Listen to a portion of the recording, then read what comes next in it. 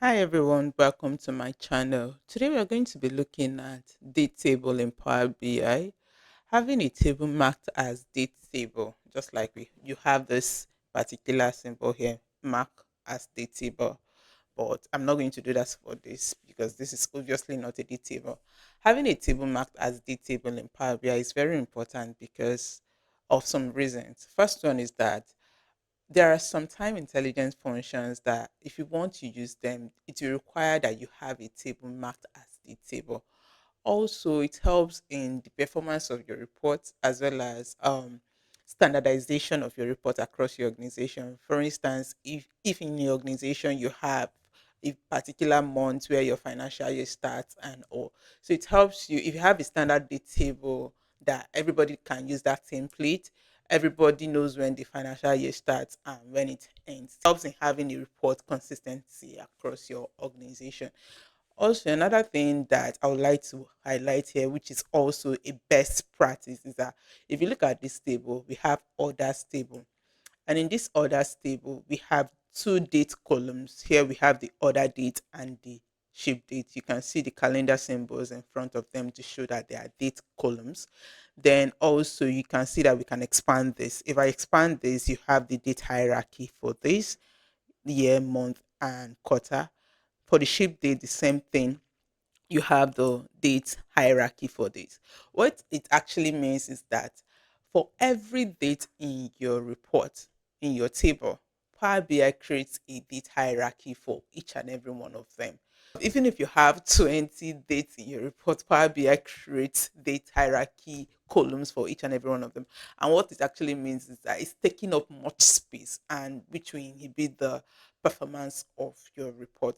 So it's usually a best practice for you to turn these dates off and this automatic date hierarchy off and have a separate date table. So when you only have one date table, you don't need all these hierarchies because whatever time intelligence activity you are doing, you do that with the date table. So we are going to turn this off now. To do that, go to the file, go to options and settings, options. So for this particular file here, you have the global and the current file. Global means every file that you open, what action you want to take on that file, while the current file is the present file that we're working on. So you can see here that we have the time intelligence, auto date time for new files. So I'll uncheck this because I also want from now going forward, any file that I open, I don't want this to be turned on. Then I will do the same for the current file since we already have it present on this current file. So I'll click on data load as well, time intelligence, turn off auto date and time. Then click OK. You can see that automatically they've gone off. So I've automatically turned off auto date and time. They're no longer here. So we'll go ahead now to create our date table. To create a date table using Power BI, there are two ways to do that. Either you go through the Power Query route or you go through the DAX route. So I'll show you the two forms. We will start with the Power Query route. So I'll click on transform data to open the Power Query. Here we already have our orders data. Then I'll click on new source, blank query. So for this now, what I'm basically going to do is that I will paste this text. I'll paste this text into a blank query. This is already a standardized date table that a template that is online. I'll put the link to the this particular text in the description below. Also, the link to the website where I got it, Enterprise DNA. It's a very nice website. You should check it out. When I started my Power BI journey, the website really helped me a lot. So I am going to copy this text,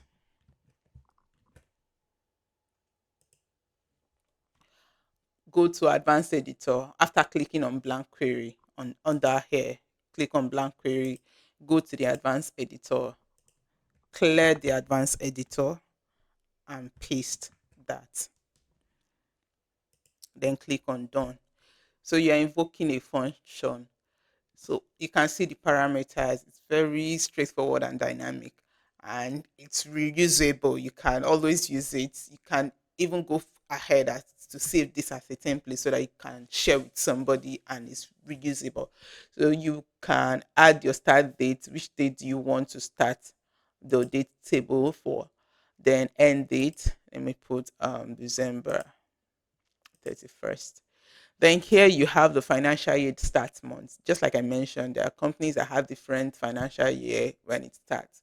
So you just put the month number of that particular month when it starts. If it is March, you can put 3. If it is April, you can put 4, as the case may be. Then weekday start number, the weekday when the weekday starts. You can also read, it has an instruction of how you can use this template. It's so nice and straightforward. So for this case, all these are optional anyway. But if you don't add, just like what the instruction said, if you don't add any financial year start date, start month, it automatically starts for January. Then once you're done with adding your options, just click on invoke. You can see that we have like so many columns for date. You have the date, the year, the current offset, year completed, quarter number, quarter starts, when it starts, end of quarter, for that, the month number, start of month, end of month, a whole lot of things. You can as well remove the columns that you don't need at this particular point. Day of month, the short form, month initial, so many things. This is like the standard template. No matter what kind of time intelligence you want to do, this date table can help you to do that and to save your time. Day of the week, day of the week initial, the is it a holiday? You can also merge this to holiday table as well. The instruction actually tells you how to do that. So you can explore this. So this is one way of importing a date column, a date table into Power BI. Just click close and apply. Before that, let me just rename this date table. Let me just label this as query. Okay. Then close and apply.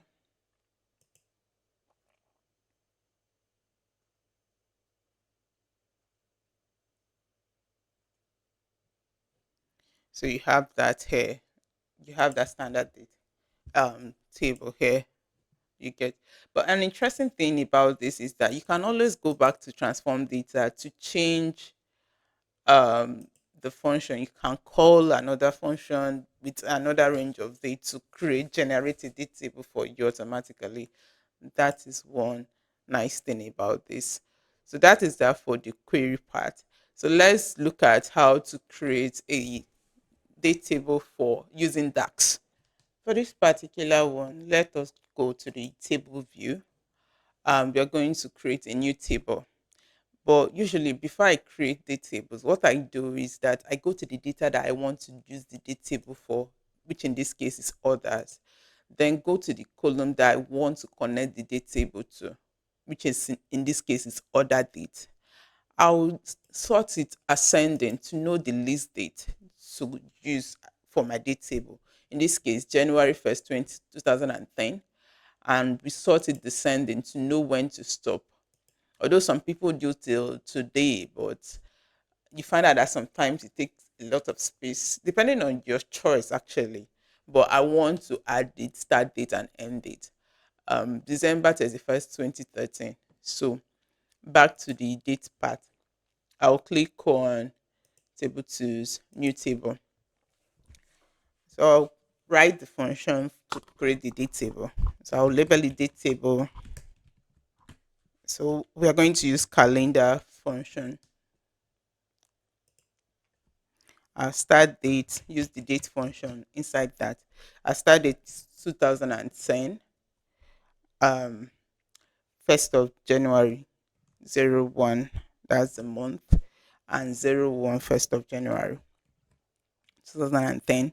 Then our end date, still called the date function, 2013,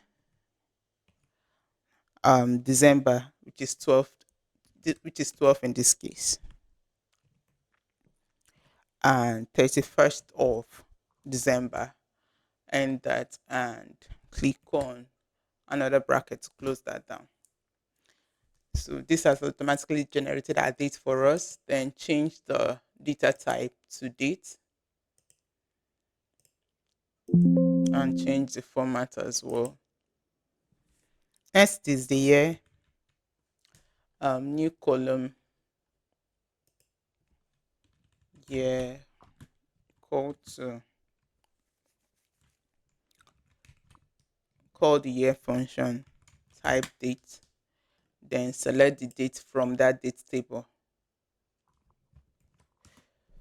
So you can see we've extracted the year. Next is the month number, new column, month number, call to use the month function.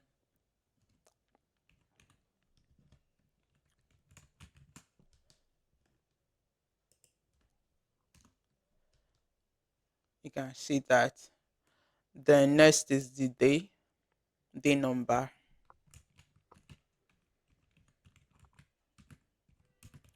There is the day function.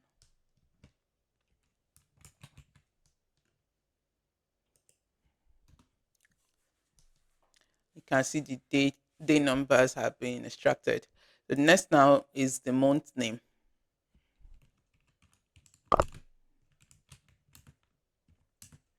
So for this, you use the format function. You're formatting the date, the month name. Use inverted comma, write triple M. For this, you just get the first three letters. If you want the full name, you can just add another M. So M into four places gives the full name.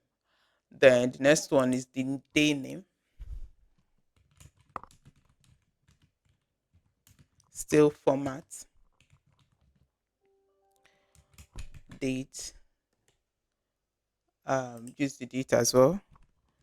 Same thing, D into three places will give you the first three letters. But if you want the full, you can add the fourth D. The next is the year month number.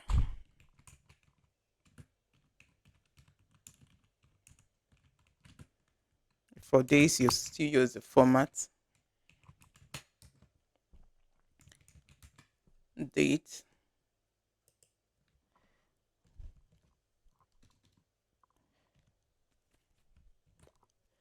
so I'm going to use the year first because I want the whole year.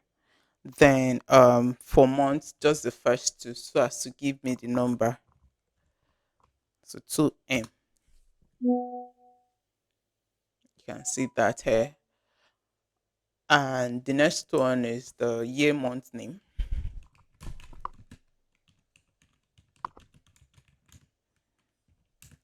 So for this, still use format. You're formatting the date. And for this, I'm going to switch that a bit. So I want the first three letters of the month and with a hyphen in between them before the full year.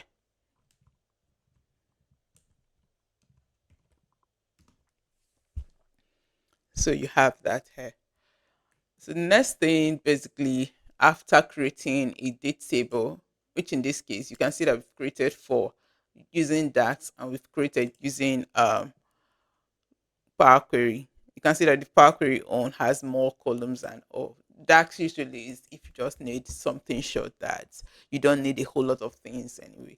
That's when I usually do use DAX. So I'm going to, for this report, I'm going to use the one I created for DAX as my date table. So I'm going to mark this, just click on it, click on mark as date table, turn it on, choose column date, save.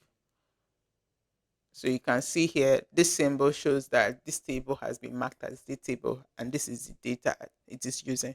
So the next thing is to connect this date table to my orders date table. managed relationship. So new relationship from table, date table DAX, and the table I want to connect to others table. So I want to connect this date to this other date. You can see that it's a one to many relationship. Save. It is now active. Now we're on the report page. Let's see how it comes out. So assuming I want to create a report, a line chart. So I have the sales, and I can, because I've created a relationship, I can get the month name from my date table DAX. You can see we have that here. But the interesting thing about this is that the month name is not sorted in chronological manner. So in order to do this, I am going to go back to the table view, click on date table, the month name, click on month name, click on sort by column, in this case month number, so that it can be in chronological manner. I will go back to this, remove the month name, and put that back. You can see it has been sorted. The same thing is applicable to year month name. So let me get that. Year month name. You can see right now that it's not sorted as well. You can see in chronological manner the way it's supposed to be. So I'll go to the date table, year month name, click on that, then sort it by this year month number. Year month number.